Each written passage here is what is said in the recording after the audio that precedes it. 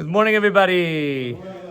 This week's parsha is Parshas Haomer. Believe it or not, in this week's parsha we have the pasuk Usfartam lachem machar Shabbos. You should count from the following day after Shabbos, from the time that you bring the Haomer. There's a certain sacrifice. Sheva Shabbos is Tamimis Tiyeno, 7 full weeks. We have the mitzvah of counting Sefirat Haomer in this week's parsha. So Tmimois Tihiyena, the pasuk says it should be complete counting. Melame, this comes to teach us. Shemaschil umoina be'erev.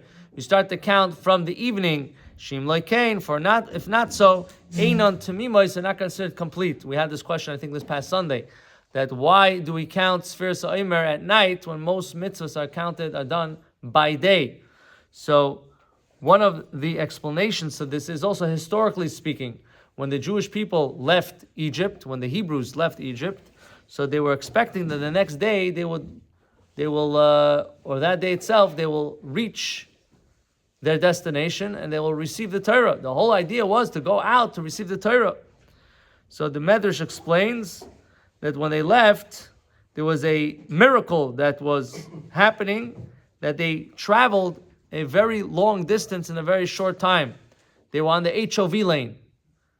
I guess there were enough people to be able to go on the HOV lane, but they were going very, very, very fast. They had something called there was a word for it in Hebrew, that when you travel very fast, there's a word for it. Anyway, so they thought that same day they're going to be given the Torah.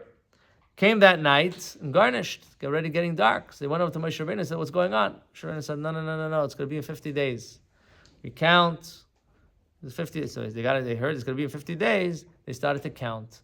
So when they started to count that night, when it got night and they realized that they're not getting the Torah that day, then they started to count. So the counting of the first counting also started at night.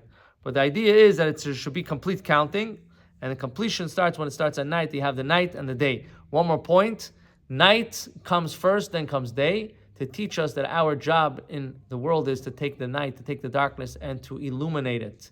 So when we're working on ourselves, we're also trying to work with the darkness and to make it something bright. So we start to count at night, we start to deal with the darkness, with the challenge, and we work our way through that it should be it should be light, shining bright.